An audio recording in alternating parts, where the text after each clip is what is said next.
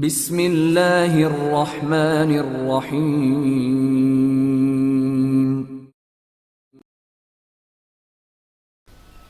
Grass dam Imran series, مصنف مظہر کلیم M اے۔ دارالحکومت سے کاشان جانے والے طیارے میں سپر فیاض انسپکٹر رضا کے ہمراہ موجود تھا۔ وہ کاشان میں اس سردار خان کو گرفتار کرنے اور اس سے مشینری کا چوری شدہ اہم پرزہ برآمد کرنے کے مشن لے کر جا رہے تھے۔ سپر فیاض اور انسپکٹر رضا کے علاوہ اس ٹیم میں 4 سب انسپکٹر اور 2 سپاہی بھی شامل تھے، لیکن انہیں ایک روز پہلے ٹرین کے ذریعے کاشان بھجوا دیا گیا تھا تاکہ وہاں مقامی انٹیلیجنس آفس کے انچارج انسپکٹر احمد خان سے مل کر ٹیم کے لیے ایک پرائیویٹ رہائش گاہ اور کاروں وغیرہ کا بندوبست کر سکیں، جبکہ سپر فیاض انسپکٹر رضا کے ساتھ طیارے میں سفر کر رہا تھا۔ انہیں معلوم تھا کہ کاشان ایئرپورٹ پر انسپکٹر احمد خان اپنے عملے کے ساتھ ان کے استقبال کے لیے موجود ہوگا۔ کاشان میں انٹیلیجنس آفس کا کام صرف حالات پر نظر رکھنا اور اپنی رپورٹیں سینٹرل بیورو کو بھجوانے تک ہی محدود تھا، اس لیے وہاں صرف 1 انسپکٹر، 2 سب انسپکٹر اور 4 سپاہی تعینات تھے۔ باقی کام وہ اپنے مخبروں سے لیا کرتے تھے۔ کاشان چونکہ بہت بڑا شہر نہیں تھا، اس لیے یہ آفس بھی صرف رسمی کارروائیوں تک ہی محدود تھا۔ سپر فیاض نے فون پر انسپکٹر احمد خان سے سردار خان اور ہوٹل مالابار کے بارے میں معلومات حاصل کی تھیں، لیکن انسپکٹر احمد خان کو ان باتوں کا علم تک نہ تھا جو سپر فیاض اس سے پوچھنا چاہتا تھا۔ اس لیے سپر فیاض نے اسے حکم دیا تھا کہ وہ ایئرپورٹ پر آنے سے پہلے اس سلسلے میں مکمل معلومات حاصل کرے، اور اسے یقین تھا کہ انسپکٹر احمد خان بہرحال بنیادی معلومات آسانی سے حاصل کر لے گا، کیونکہ وہ اس علاقے کا ہی رہنے والا تھا اور اس علاقے میں ہی طویل عرصے سے کام کر رہا تھا۔ باس، آپ سے میں نے ایک بات پوچھنی ہے، اچانک انسپکٹر رضا نے سپر فیاض سے مخاطب ہو کر کہا۔ کون سی بات؟ سپر فیاض نے ہاتھ میں پکڑا ہوا بات تصویر رسالہ بند کرتے ہوئے قدرے غصیلے لہجے میں کہا۔ باس، ایسا بھی تو ہو سکتا ہے کہ ہمارے وہاں ریڈ کرنے کی اطلاع پہلے ہی پہنچ چکی ہو، اور پھر سردار خان اور اس کا گروپ پہلے سے ہی تیار ہو، انسپکٹر رضا نے کہا تو سپر فیاض بے اختیار چونک پڑا۔ یہ بات تم نے کیسے کر دی؟ وہاں کون اطلاع دے گا؟ کیا میں دوں گا، یا تم دو گے، یا ڈائریکٹر جنرل دیں گے؟ بولو، سپر فیاض نے غصیلے لہجے میں کہا۔ اس کا موڈ یہ بات سنتے ہی اچانک بدل گیا تھا۔ باس، ناراض ہونے کی ضرورت نہیں ہے، آپ شاید نہ جانتے ہوں، لیکن مجھے معلوم ہے کہ ہمارے انٹیلیجنس کے نچلے درجے کے ملازم دارالحکومت کے بڑے بڑے مجرم گروپوں کے مخبر ہیں۔ وہ بھاری معاوضہ لے کر انہیں اطلاع دیتے ہیں۔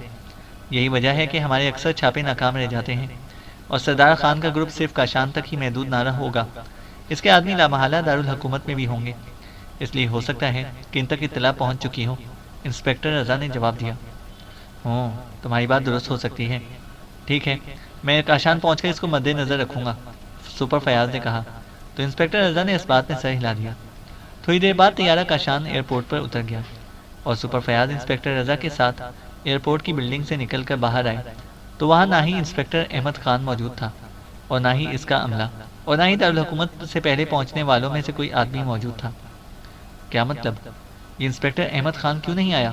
سپر فیاض نے انتہائی غصیلے لہجے میں کہا، اور پھر اس سے پہلے کہ انسپکٹر رضا اس کی کوئی بات کا جواب دیتا، اچانک ایک طرف سے ایک مقامی نوجوان تیز تیز قدم اٹھاتا ان کی طرف بڑھ آیا۔ آپ سینٹرل انٹیلیجنس کے سپرنٹینڈنٹ جناب فیاض صاحب ہیں؟ آنے والے نے انتہائی مؤدبانہ لہجے میں سپر فیاض سے مخاطب ہو کر کہا۔ ہاں، تم کون ہو اور مجھے کیسے جانتے ہو؟ سپر فیاض نے چونک کر جواب دیا۔ اس کے لہجے میں اس لیے حیرت تھی کہ اس وقت وہ یونیفارم کی بجائے ایک عام سے لباس میں تھا۔ میرا نام ارسلان ہے، اور مجھے انسپکٹر احمد خان نے بھیجا ہے، نوجوان نے جواب دیا۔ انسپکٹر احمد خان کہاں ہے، اور اسے یہاں آ کر میرا استقبال کیوں نہیں کیا؟ سپر فیاض نے انتہائی غصیلے لہجے میں کہا۔ وہ سردار خان کے کیس کے سلسلے میں ایک انتہائی اہم کام میں مصروف ہیں، اس لیے انہوں نے مجھے بھیجا ہے، میں ان کا ساتھی ہوں، ارسلان نے جواب دیا۔ کیا تمہارا تعلق انٹیلیجنس سے ہے؟ انسپکٹر رضا نے کہا۔ جی نہیں، میں ان کا پرائیویٹ ساتھی ہوں، آئیے ادھر کار موجود ہے، ارسلان نے کہا تو سپر فیاض نے اس بات میں سر ہلا دیا، اور پھر ارسلان کے پیچھے چلتا ہوا ایک طرف موجود انتہائی شاندار اور نئے ماڈل کی کار کی طرف بڑھ گیا۔ کار دیکھ کر اس کا بگڑا ہوا موڈ درست ہو گیا تھا۔ باس، اس قدر نئی اور جدید ماڈل کی کار ایک انسپکٹر تو نہیں بھجوا سکتا، انسپکٹر رضا نے آہستہ سے کہا۔ تو تمہارا کیا خیال ہے کہ انسپکٹر احمد خان انٹیلیجنس کی بجائے کسی 3rd کلاس محکمے کا انسپکٹر ہے؟ احمد آدمی، اور پھر اس کار میں اس کے محکمے کے سپرنٹینڈنٹ نے بیٹھنا ہے، کسی گھسیارے نے نہیں بیٹھنا کہ وہ کوئی پرانی سی پھٹیچہ کار بھجوا تھا، سپر فیاض نے تیز لہجے میں کہا، اور انسپکٹر رضا ہونٹ بھینچ کر خاموش ہو گیا۔ ارسلان جو ان سے کافی آگے جا رہا تھا، اس نے کار کے قریب پہنچ کر کار کا عقبی دروازہ کھول دیا تو سپر فیاض اور انسپکٹر رضا دونوں عقبی سیٹ پر بیٹھ گئے۔ ارسلان نے کار کا دروازہ بند کیا اور پھر مڑ کر وہ ڈرائیونگ سیٹ پر بیٹھ گیا۔ دوسرے لمحے کار ایک جھٹکے سے روانہ ہو گئی۔ مختلف سڑکوں سے گزرنے کے بعد جب کار ایک ویران سی سڑک پر مڑی تو اچانک سڑک کی آواز کے ساتھ ہی پچھلی اور عقبی سیٹ کے درمیان شیشے کی ایک دیوار سی تن گئی۔ پھر سے پہلے کہ سپر فیاض اور انسپکٹر رضا کچھ سمجھتے، اچانک تیز بو ان کی ناک سے ٹکرائی اور سپر فیاض کے دماغ پر یک لخت اس طرح اندھیرے جھپٹ پڑے کہ اس کا ذہن پلک جھپکانے سے بھی کم عرصے میں تاریک پڑ گیا۔ پھر تاریکی میں روشنی کے جھماکے ہونے شروع ہو گئے اور سپر فیاض کی آنکھیں کھلی۔ اس کے ساتھ ہی اس کا سویا ہوا ذہن جیسے ہی جاگا۔ اس نے بے اختیار حرکت کرنے کی کوشش کی، لیکن دوسرے لمحے وہ یہ دیکھ کر حیران رہ گیا کہ اس کا جسم ایک پہاڑی غار کی دیوار کے ساتھ موٹی زنجیروں میں جکڑا ہوا تھا۔ اس نے ادھر ادھر نظریں دوڑائیں تو اس کے چہرے پر موجود حیرت میں مزید اضافہ ہو گیا جب اس نے اس دیوار کے ساتھ انسپکٹر رضا اور انسپکٹر احمد خان کو بھی اسی طرح زنجیروں میں جکڑا ہوا دیکھا۔ ایک مقامی نوجوان سب سے آخر میں موجود انسپکٹر احمد خان کے بازو میں انجیکشن لگا رہا تھا۔ سپر فیاض کے بازو میں بھی سوئی کی چبھن کا احساس موجود تھا، اس لیے سپر فیاض سمجھ گیا کہ اسے بھی انجیکشن لگایا گیا ہے، اس لیے وہ ہوش میں آیا ہے۔ پھر یہ نوجوان جیسے ہی مڑا، سپر فیاض بے اختیار چونک پڑا، کیونکہ یہ ارسلان تھا، وہی نوجوان جو انہیں ایئرپورٹ سے کار میں لے کر آیا تھا۔ تم یہ سب کیا ہے؟ سپر فیاض نے حیرت بھری لہجے میں کہا۔ سپرنٹینڈنٹ فیاض، کاشان میں تمہیں تمہاری موت دے کر آئی ہے۔ تمہارا کیا خیال تھا کہ یہاں تم سردار خان کے خلاف کام کرنے آؤ گے اور زندہ بچ کر چلے جاؤ گے؟ ارسلان نے اس بار انتہائی بگڑے ہوئے لہجے میں کہا، اور اس کے ساتھ ہی وہ کمرے کے فولادی دروازے کو کھول کر باہر چلا گیا، اور اس کے باہر جاتے ہی فولادی دروازہ ایک دھماکے سے بند ہو گیا۔ اسی لمحے انسپکٹر رضا نے کراہتے ہوئے آنکھیں کھول دیں۔ سپر فیاض کا ذہن یہ سچویشن دیکھ کر معاوضہ ہو گیا تھا۔ اس کے ذہن کے کسی گوشے میں یہ بھی خیال نہ تھا کہ اسے یہاں اس قسم کے حالات کا سامنا بھی کر سکتا ہے۔ دارالحکومت میں بھی بڑے بڑے مجرم گروپ موجود تھے، لیکن کسی نے آج تک اس طرح سپر فیاض اور اس کے آدمیوں پر ہاتھ نہ ڈالا تھا۔ باس، یہ سب کیا ہے؟ انسپکٹر رضا نے ہوش میں آتے ہی کہا۔ یہ اس نامراد ارسلان کا کام ہے، وہ ہمیں ہوش دلانے والے انجیکشن لگا کر ابھی گیا ہے، اور اس کا ساتھ ہی وہ دھمکی بھی دے کر گیا ہے کہ اب ہماری موت عبرتناک ہوگی۔ سپر فیاض نے ہونٹ چباتے ہوئے کہا۔ اوہ ویری بیڈ، مجھے پہلے ہی اس ارسلان اور اس کی کار پر شک پڑا تھا، لیکن انسپکٹر رضا نے کہا۔ شٹ اپ، یہ وقت ہے ایسی باتیں کرنے کا؟ سپر فیاض نے غصے سے چیختے ہوئے کہا۔ ظاہر ہے اس نے اسے اپنے اوپر تن سمجھا تھا، اور انسپکٹر رضا لیکن کہہ کر خاموش ہو گیا۔ چند لمحوں بعد انسپکٹر احمد خان کو بھی ہوش آ گیا۔ آپ سپرنٹینڈنٹ صاحب، یہ میں کہاں ہوں؟ اوہ یہ کون سی جگہ ہے؟ انسپکٹر احمد خان نے ہوش میں آتے ہی انتہائی حیرت بھری لہجے میں کہا۔ یہ سب تمہاری وجہ سے ہوا ہے، یہی کارکردگی ہے تمہاری احمق آدمی۔ سپر فیاض اس پر ہی الٹ پڑا۔ میں تو جناب اپنے آدمیوں کے ساتھ آپ کے استقبال کے لیے ایئرپورٹ جا رہا تھا کہ اچانک ایک دھماکہ ہوا، اور اس کے بعد مجھے معلوم نہیں کہ کیا ہوا۔ اب یہاں آنکھ کھلی ہے، انسپکٹر احمد خان نے منمناتے ہوئے کہا۔ تم نے کیا معلومات حاصل کی تھیں؟ سپر فیاض نے پوچھا۔ جناب، سردار خان کا نام تو یہاں مشہور ہے، لیکن کسی کو معلوم نہیں کہ سردار خان کون ہے۔ مالابار ہوٹل والوں سے بھی کچھ معلوم نہیں ہو سکا جناب، البتہ ایک نام سامنے آیا ہے، رستم خان کا۔ سنا ہے کہ رستم خان اس سردار خان کا خاص آدمی ہے، اور یہاں کے ہوٹل ہنی مون کا مالک ہے، اور انتہائی خطرناک شخصیت سمجھا جاتا ہے۔ اس کے یہاں کے اعلیٰ ترین حکام سے ذاتی تعلقات ہیں، انسپکٹر احمد خان نے باقاعدہ رپورٹ دیتے ہوئے کہا۔ اور پھر اس سے پہلے کہ مزید کوئی بات ہوتی، فولادی دروازہ ایک دھماکے سے کھلا اور ایک لمبا ترنگا آدمی اندر داخل ہوا۔ اس کے پیچھے وہی ارسلان تھا۔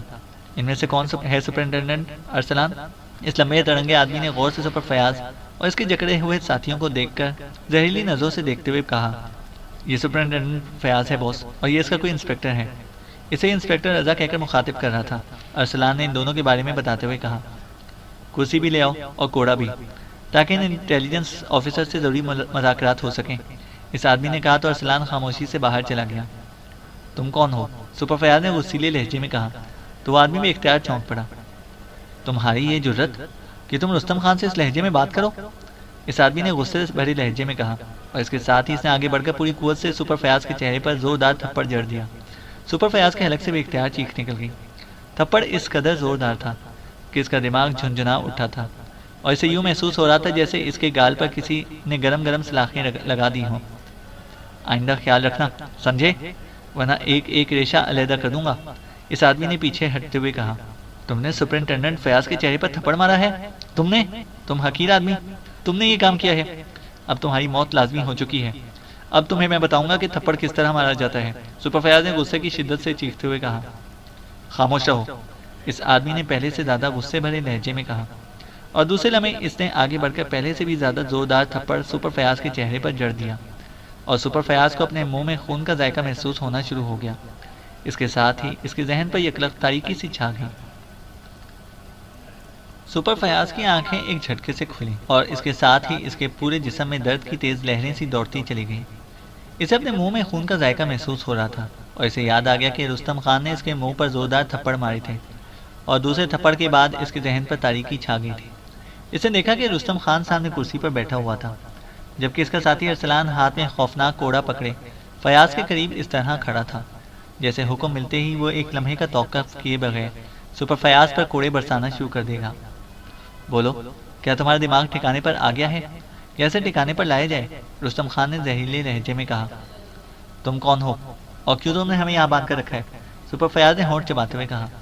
اس میں بہرحال اتنی عقل موجود تھی کہ وہ صورتحال کو سمجھ لیتا۔ میرا نام رستم خان ہے اور میں سردار خان کا نائب ہوں۔ اس سردار خان کا جسے گرفتار کرنے کے لیے تم یہاں پر آئے ہو، رستم خان نے منہ بناتے ہوئے کہا۔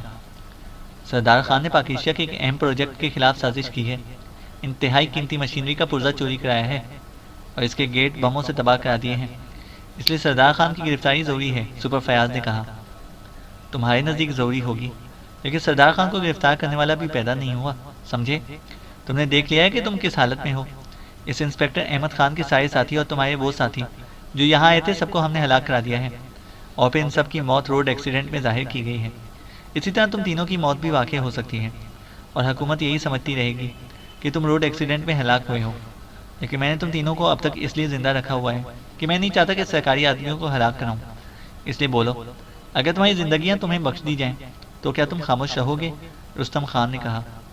سردار، دو شرائط پر ہم خاموش رہ سکتے ہیں، انسپکٹر رضا نے اچانک کہا۔ کون سی شرائط؟ سردار رستم خان نے چونک کر اس کی طرف دیکھتے ہوئے کہا۔ سپر فیاض نے بھی چونک کر اس کی طرف دیکھا، لیکن وہ خاموش رہا۔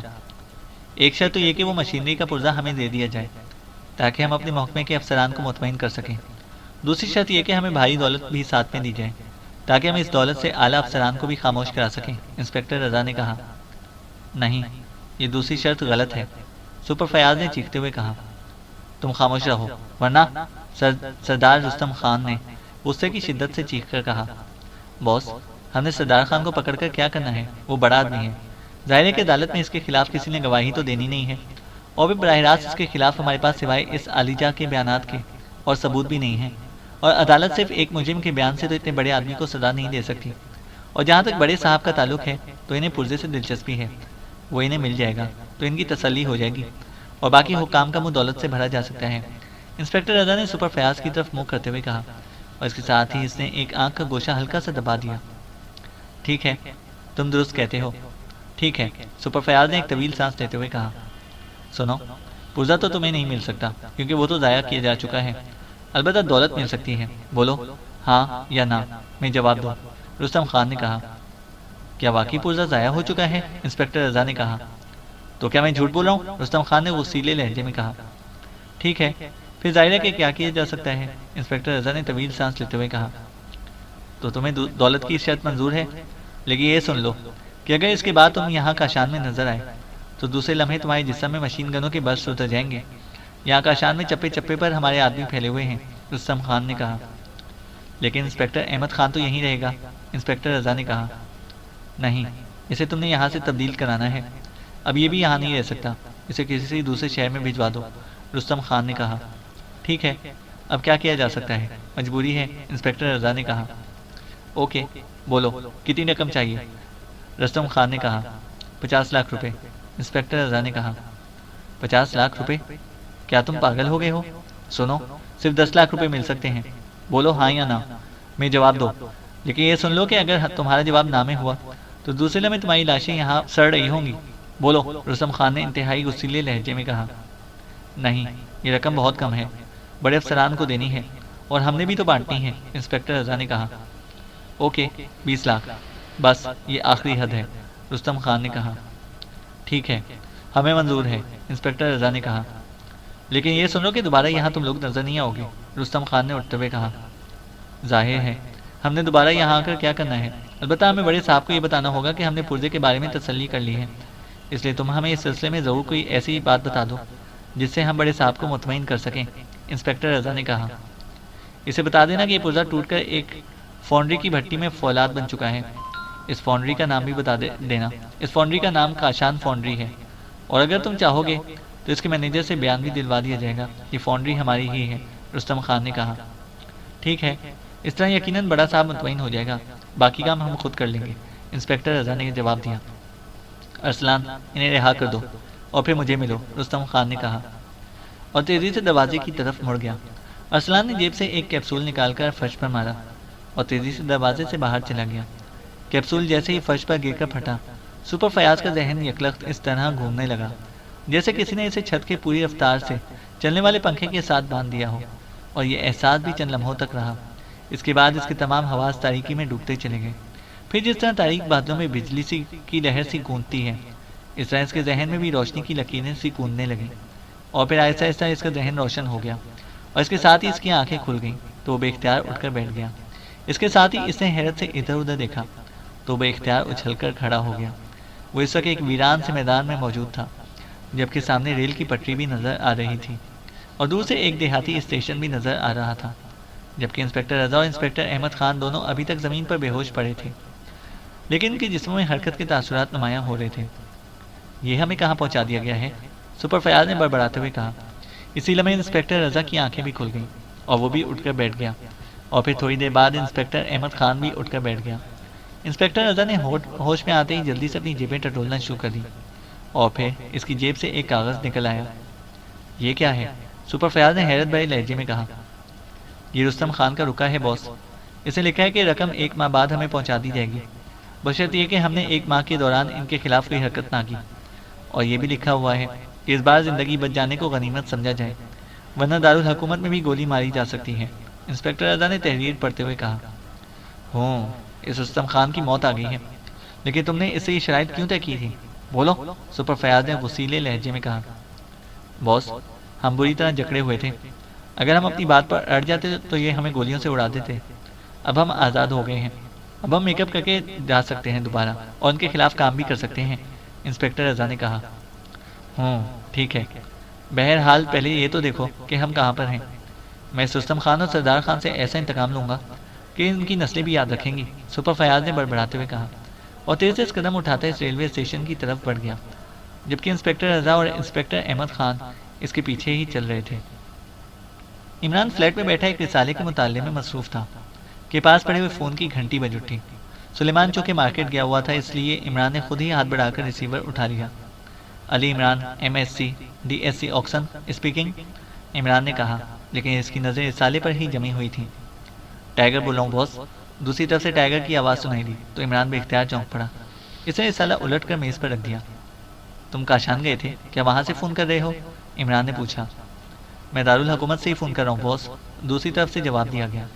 اوہ، واپس آ گئے ہو تم؟ کب آئے ہو اور کیا کر کے آئے ہو؟ عمران نے کہا۔ اگر آپ اجازت دیں تو میں فلیٹ پر آ کر تفصیل بتاؤں، آپ سے مزید ہدایت بھی لینی ہے، دوسری طرف سے ٹائیگر نے کہا۔ اوکے، آ جاؤ، عمران نے کہا اور ریسیور رکھ کر اس نے رسالہ دوبارہ اٹھا لیا۔ تھوڑی دیر بعد دروازہ کھلا اور قدموں کی آواز راہداری میں سنائی دی تو عمران سمجھ گیا کہ سلیمان مارکیٹ سے واپس آ گیا ہے۔ سلیمان، عمران نے اسے آواز دی۔ جی صاحب، سلیمان نے دروازے پر رک کر کہا۔ اس کے ہاتھ میں سامان سے بھرے ہوئے شاپرز موجود تھے۔ ٹائیگر آنے والا ہے اور وہ کبھی کبھار ہی آتا ہے، اور پھر میرا ہونہار شاگرد بھی ہے، اس لیے اس کی خدمت اچھے انداز میں ہونی چاہیے، عمران نے کہا۔ جی بہتر، سلیمان نے بڑے سنجیدہ لہجے میں کہا اور آگے بڑھ گیا۔ ارے سنو، 1 منٹ، عمران نے چونک کر اونچی آواز میں کہا۔ میں یہ سامان کچن میں رکھ لوں، پھر آ رہا ہوں، سلیمان کی آواز سنائی دی، اور پھر چند منٹ بعد سلیمان کمرے میں آ گیا۔ جی صاحب، سلیمان نے اس بار بھی انتہائی سنجیدہ لہجے میں کہا۔ پہلے بتاؤ کہ کیا خاطر خدمت کرو گے، عمران نے سنجیدہ لہجے میں کہا۔ آپ نے اچھی خاطر خدمت کرنے کے لیے کہا ہے، اس لیے آپ بے فکر رہیں، اچھی ہی ہوگی، سلیمان نے اسی طرح سنجیدہ لہجے میں جواب دیا۔ پہلے مجھے تفصیل بتاؤ، ہو سکتا ہے کہ جسے تم اچھی سمجھتے ہو میرے نزدیک وہ اچھی نہ ہو، عمران نے منہ بناتے ہوئے کہا۔ اگر یہ بات ہے تو آپ خود بتا دیں میں کیا کروں، سلیمان نے کہا۔ اچھی سے مطلب ہے کہ جب ٹائیگر کے لیے چائے لے کر آؤ تو 1 کپ میرے لیے بھی ساتھ لے کر آنا، عمران نے مسکراتے ہوئے جواب دیا۔ ٹھیک ہے، آپ کے حکم کی تعمیل ہوگی، سلیمان نے جواب دیا، اور پھر اس سے پہلے کہ مزید کوئی بات ہوتی کال بیل بجنے کی آواز سنائی دی۔ ٹائیگر آیا ہے، عمران نے کہا تو سلیمان سر ہلاتا ہوا واپس چلا گیا۔ السلام علیکم باس، چند لمحوں بعد ٹائیگر نے کمرے میں داخل ہوتے ہوئے کہا۔ وعلیکم السلام، بیٹھو، عمران نے کہا تو ٹائیگر سامنے موجود مؤدبانہ انداز میں بیٹھ گیا۔ ہاں اب بتاؤ کیا بات ہے جو تم فون پر نہیں بتانا چاہتے تھے، عمران نے کہا۔ خاصی لمبی بات ہے، اور پھر میں نے آپ سے تفصیلی ہدایات بھی لینی تھی، اس لیے میں نے سوچا کہ آپ سے بالمشافہ بات ہو جائے، ٹائیگر نے کہا۔ اچھا چلو، اس طرح مجھے بھی تمہارے ساتھ ایک کپ چائے کا مل جائے گا، ورنہ سلیمان نے آج کل چائے کا بائیکاٹ کیا ہوا ہے، عمران نے مسکراتے ہوئے کہا تو ٹائیگر بھی بے اختیار ہنس پڑا، اور پھر اس نے کاشان جانے سے لے کر اسٹیشن کے قریب میدان میں ہوش آنے تک تمام واقعات اور رستم خان سے ہونے والی تمام گفتگو تفصیل سے دہرا دی۔ تو یہ بات ہے، اس کا مطلب ہے کہ وہاں ان لوگوں کا خاصا ہولڈ ہے۔ تم کب آئے تھے، عمران نے سنجیدہ لہجے میں پوچھا۔ میں کل یہاں پہنچا تھا، لیکن آپ سے فوری طور پر بات اس لیے نہیں کی کہ میں یہاں سے اس رستم خان اور سردار خان کے بارے میں پوری معلومات حاصل کر لینا چاہتا تھا۔ ان معلومات کے مطابق سردار خان حقیقت میں موجود ہیں، لیکن وہ خود سامنے نہیں آتا، اور اس کے سارے کام یہ رستم خان کرتا ہے۔ رستم خان نے کاشان میں اور یہاں دارالحکومت میں بھی اپنے پنجے گاڑے ہوئے ہیں۔ میں نے وہاں اس کا ایک خاص ٹھکانہ معلوم کر لیا ہے، جسے آپ اس کا ہیڈ کوارٹر بھی کہہ سکتے ہیں۔ یہ ہیڈ کوارٹر کاشان کے شمال مغرب میں ایک پہاڑی کے اندر زیر زمین بنایا گیا ہے۔ وہاں اسے باقاعدہ نہ صرف سائنسی آلات نصب کر رکھے ہیں، بلکہ وہاں ارد گرد کی پہاڑیوں میں اس کے آدمی بھی پہرا دیتے ہیں۔ یہ سارا پہاڑی علاقہ رستم خان کی ذاتی ملکیت ہے، اس لیے اس پہاڑی علاقے کے گرد اس نے باقاعدہ خاردار تار لگا کر اسے بند کیا ہوا ہے، اور بغیر رستم خان کی اجازت کے کوئی وہاں داخل نہیں ہو سکتا۔ وہاں بھی ہر جگہ اس کے مسلح آدمی موجود رہتے ہیں، اور مجھے یہ بھی بتایا گیا ہے کہ اس ہیڈ کوارٹر والے علاقے میں اس نے زیر زمین انتہائی بڑے بڑے اسلحے کے اسٹور بنائے ہوئے ہیں، اور یہ اسلحہ وہ دارالحکومت اور پاک ایشیا کے تمام علاقوں کے جرائم پیشہ افراد تک پہنچاتا رہتا ہے۔ اس کے ساتھ ساتھ یہ بھی معلوم ہوا ہے کہ تخریب کاری اور دہشت گردی کے لیے بھی اس کا اسلحہ استعمال ہوتا ہے، ٹائیگر نے کہا تو عمران کی آنکھیں حیرت سے پھیلتی چلی گئیں۔ اوہ، اتنا بڑا سیٹ اپ، لیکن کیا پولیس، انٹیلیجنس اور وہاں موجود فوجی ایجنسیاں اس سلسلے میں کچھ نہیں کرتی، عمران نے کہا۔ فوج کے بارے میں مجھے علم نہیں ہے، البتہ پولیس اور انٹیلیجنس کے آدمی اس کے وظیفہ خوار ہیں، ٹائیگر نے جواب دیا۔ تو یہ بات ہے، پھر تو سپر فیاض اس کی سرگوبی نہیں کر سکے گا، اس کے لیے تو مجھے سیکرٹ سروس کے چیف سے بات کرنی پڑے گی، عمران نے بڑبڑاتے ہوئے کہا، اور پھر اس سے پہلے کہ مزید کوئی بات ہوتی سلیمان ٹرالی دھکیلتا ہوا اندر داخل ہوا۔ عمران نے چونک کر ٹرالی کی طرف دیکھا، اور دوسرے لمحے اس کے لبوں پر بے اختیار مسکراہٹ رینگنے لگی، کیونکہ ٹرالی میں چائے کی 2 پیالیاں موجود تھیں۔ سلیمان نے چائے خود ہی بنا کر ایک پیالی میں ڈالی، اور پھر پیالی اٹھا کر اس نے ٹائیگر کے سامنے رکھ دی، اور ساتھ ہی اسنیکس کی پلیٹ بھی، اور پھر اس نے دوسری خالی پیالی اٹھائی اور عمران کے سامنے رکھ کر اسے ٹرالی کو واپس موڑ دیا۔ ارے کیا مطلب، یہ خالی پیالی، کیا مطلب، عمران کے لہجے میں حقیقی حیرت تھی۔ آپ نے خود ہی کہا تھا کہ ایک پیالی آپ کو بھی دی جائے، چنانچہ میں نے دے دی ہے، سلیمان نے جواب دیا۔ لیکن میں نے یہ تو نہیں کہا تھا کہ خالی پیالی دے دو، میں نے تو کہا تھا کہ یہ چائے کی پیالی، عمران نے غصیلے لہجے میں کہا۔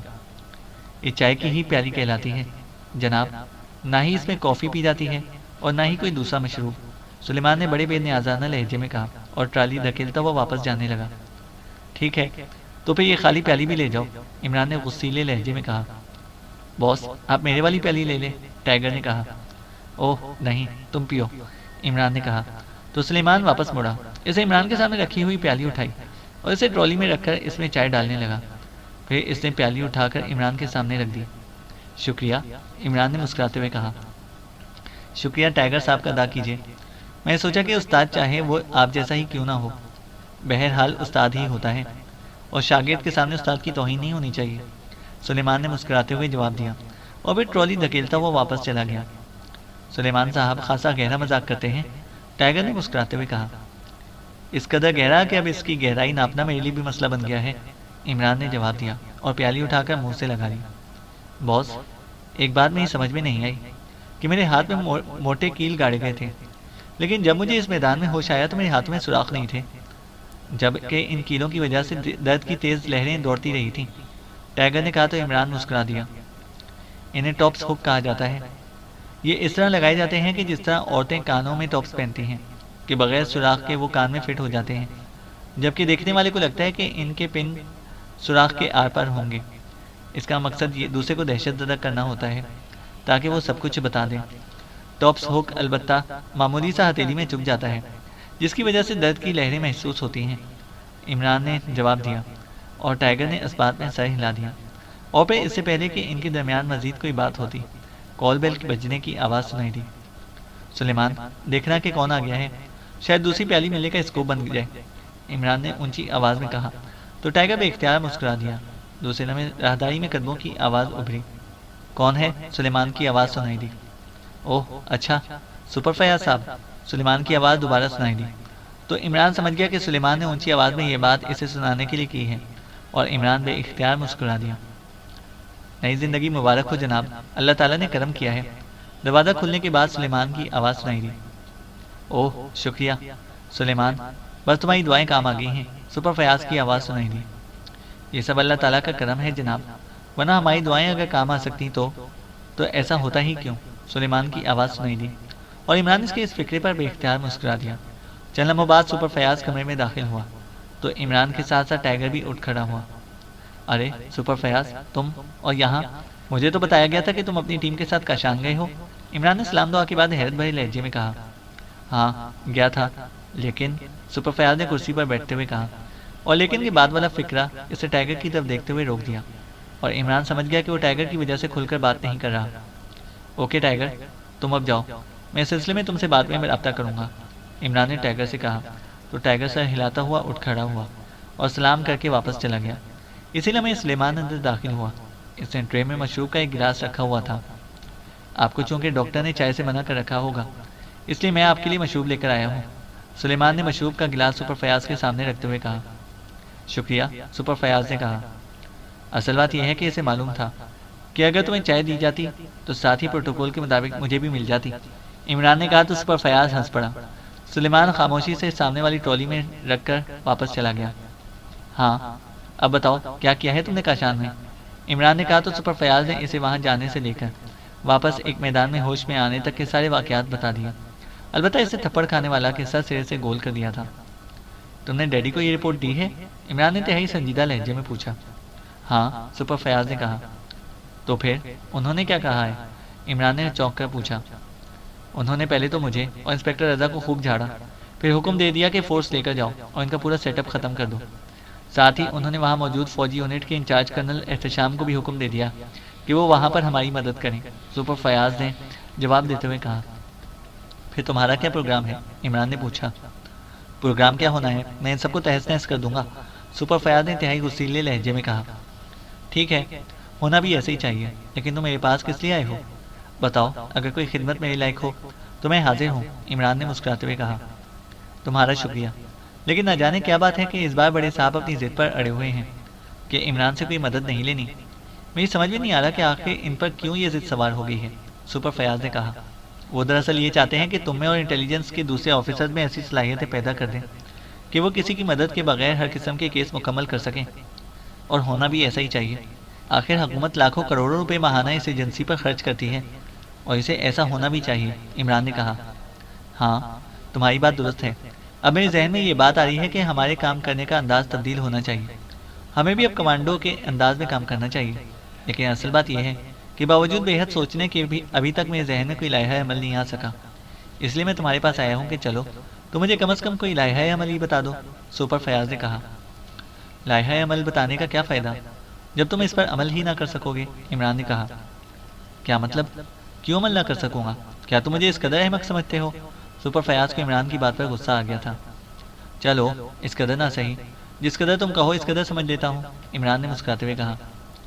دیکھو عمران، تم میرے دوست ہو، بھائی ہو، اس لیے تمہیں میری عزت کا خیال رکھنا چاہیے۔ یہ مشن میری عزت کا سوال بن چکا ہے، اس لیے میں اسے ہر صورت میں خود ہی مکمل کرنا چاہتا ہوں، سپر فیاض نے کہا۔ اچھا یہ بات ہے، تو پھر ٹھیک ہے، ورنہ میں پہلے سوچا تھا کہ اس مشن کو مکمل کرا کر تمہارے حوالے کیا جائے، اور اس کے لیے میں نے سوچا تھا کہ 4 اسٹارز کے چیف کو درخواست کروں۔ لیکن تمہاری بات بھی درست ہے کہ یہ مشن واقعی تمہاری عزت کا مشن ہے، کیونکہ تمہارے گالوں پر موجود انگلیوں کے نشانات باوجود مدھم ہونے کے مجھے صاف نظر آ رہے ہیں، عمران نے کہا تو سپر فیاض بے اختیار اچھل پڑا۔ نشانات؟ مگر میں نے تو، سپر فیاض نے بے اختیار گال پر ہاتھ پھیرتے ہوئے کہا۔ دراصل میں نے اپنی آنکھوں میں ایسے لینسز فٹ کرا رکھے ہیں جن سے میک اپ کے نیچے موجود اصل چہرہ بھی نظر آ جاتا ہے۔ انگلیوں کے نشانات تو بہرحال اصل چہرے پر ہی ہیں، عمران نے مسکراتے ہوئے کہا۔ ہوں، ٹھیک ہے، اب چھپانے کا کیا فائدہ؟ اس رستم نے تھپڑ مارے تھے اور اب میں اس کی بوٹیاں اپنے ہاتھوں سے کرنا چاہتا ہوں۔ سپر فیاض نے طویل سانس لیتے ہوئے کہا۔ اور تمہاری عزت میری عزت ہے، اس لیے سنو، میں اب جو کچھ کہوں گا اسے پوری سنجیدگی سے سننا۔ میں نے اپنے طور پر ٹائیگر کو کاشان بھجوایا تھا اور ابھی تمہارے آنے سے پہلے ٹائیگر یہاں میرے پاس آیا تھا کہ وہ مجھے تفصیل سے رپورٹ دے سکے، عمران نے کہا، اور اس کے ساتھ ہی اس نے اس ہیڈ کوارٹر کے بارے میں تفصیلات بتا دی۔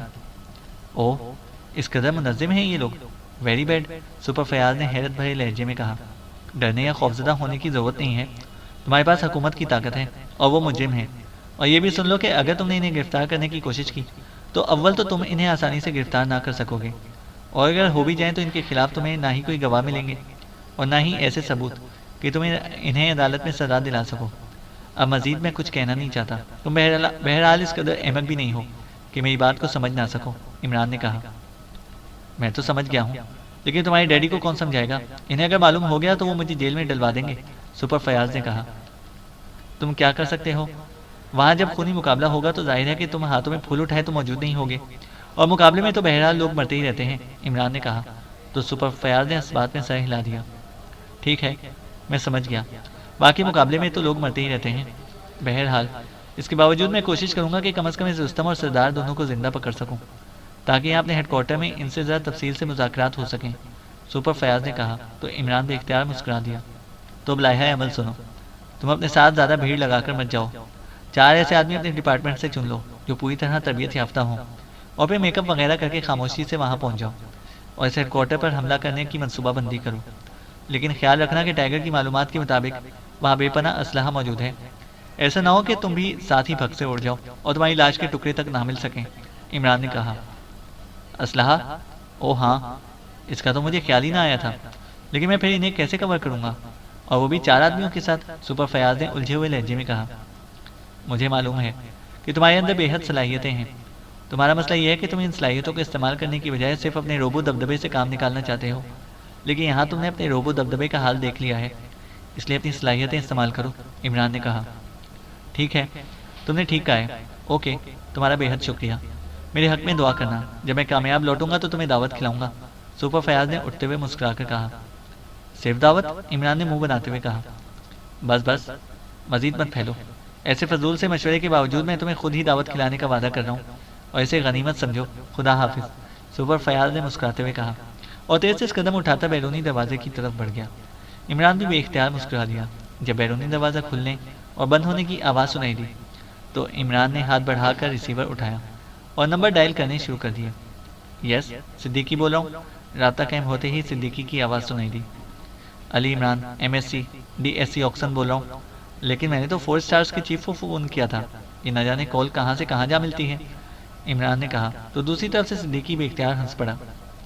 اگر آپ نے کال کرنے سے پہلے سلیمان کے ہاتھ مجھے پیغام بھیجوا دیتے کہ آپ کال کریں گے تو میں واقعی چیف آف 4 اسٹارز ہی ہوتا، لیکن اب کیا کیا جائے، یہ سوچ کر خالی نام بتانا پڑتا ہے کہ کہیں سپر چیف کی کال نہ ہو، صدیقی نے مسکراتے ہوئے کہا۔ تو کیا ہوا، سپر چیف کو بھی تو پتہ لگنا چاہیے کہ صرف وہی چیف کے لہجے میں نہیں بولتا، اور بھی چیف ہیں، عمران نے مسکراتے ہوئے کہا۔ نہیں عمران صاحب، سپر چیف بہرحال چیف ہے، اس لیے میں تو کم از کم یہ جرت نہیں کر سکتا، صدیقی نے کہا۔ تو پھر میں فون بند کر کے دوبارہ کروں، پھر چیف آف 4 اسٹار سے رابطہ ہو سکے گا، عمران نے کہا۔ آخر آپ چیف آف 4 اسٹار سے بات کرنے پر کیوں بضد ہیں، جبکہ بیچارہ چیف آف 4 اسٹارز تو اتنا چیک بھی آپ کو دینے کے قابل نہیں ہے جتنا سپر چیف دیتا ہے، صدیقی نے کہا۔ تو عمران ایک بار پھر بے اختیار ہنس پڑا۔ یعنی تم نے ایڈوانس سرخ جھنڈی دکھا دی ہے، سچ ہے، بھوکے کو کوئی کھانے کی دعوت بھی نہیں دیتا، اور جس کا پیٹ پہلے سے بھرا ہوا ہو اسے سب کھانے کی دعوت دیتے ہیں، عمران نے کہا۔ تو صدیقی بے اختیار کھلکھلا کر ہنس پڑا۔ آپ فکر نہ کریں، آپ کو دعوت ضرور کھلائی جائے گی، چاہے ابھی کھا لیں یا جب آپ کا جی چاہے، صدیقی نے ہنستے ہوئے کہا۔ حیرت ہے، اگر مجھے اسی رفتار سے دعوتیں ملنا شروع ہو گئیں تو سلیمان کو چھٹی کرانی پڑ جائے گی۔ ابھی چند لمحے پہلے سپر فیاض خلاف توقع کھانے کی دعوت دے کر گیا ہے، اور اب چند لمحوں بعد تم دعوت دے رہے ہو، لیکن مسئلہ یہ ہے کہ سلیمان کی سابقہ تنخواہیں، بل اور الاؤنس تو بہرحال چھٹی سے پہلے ہی دینے ہی پڑیں گے، اس کا کیا ہوگا، عمران نے کہا۔ سپر فیاض کا آپ نے کوئی کام کیا ہوگا، اس لیے اس نے آپ کو دعوت دی ہوگی، میں تو بغیر کسی کام کی دعوت دے رہا ہوں، صدیقی نے جواب دیتے ہوئے کہا۔ نہیں، ایک مشورہ دیا تھا جسے اسے خود ہی فضول بھی کہہ دیا۔ اس کے باوجود دعوت بھی دے ڈالی۔ عمران نے کہا، کیسا مشورہ؟ صدیقی نے حیران ہو کر پوچھا۔ اگر تم چائے پلوانے کا وعدہ کرو تو میں تمہارے فلیٹ پر آ کر تمہیں بھی مشورہ دے سکتا ہوں، کیونکہ سلیمان نے اماں بھی کے حکم پر میری چائے بند کر رکھی ہے۔ عمران نے کہا، اگر اماں بھی کا حکم ہے تو پھر میں بھی آپ کو چائے نہیں پلوا سکتا، اور جو آپ چاہیں، صدیقی نے ہنستے ہوئے کہا۔ میرا خیال ہے کہ اصل چیف تو اماں بھی ہیں کہ ان کا حکم سن کر سب اس کی تعمیل پر تیار ہو جاتے ہیں۔ عمران نے کہا تو صدیقی بے اختیار ہنس پڑا۔ اوکے، میں آ رہا ہوں، عمران نے کہا اور ریسیور رکھ دیا۔ اسے فیصلہ کر لیا تھا کہ وہ 4 سٹارز کے ساتھ خود کاشان جائے گا اور سپر فیاض اور اس کے ساتھیوں کو واچ کرے گا، کیونکہ اسے خطرہ تھا کہ سپر فیاض اور اس کے ساتھی اس قابل نہیں ہیں کہ سیکرٹ سروس کے انداز میں کام کر سکیں، اور ٹائیگر نے جو کچھ بتایا تھا اس سے یہی ظاہر ہوتا ہے کہ سردار خان کے گروپ کے خلاف سیکرٹ سروس کے انداز ہی میں کام کر کے کامیابی ہو سکتی ہے۔ چینل کو سبسکرائب کریں اور بیل آئیکن کو پریس کریں تاکہ ہماری ہر اپڈیٹ آپ کو بر وقت مل سکے۔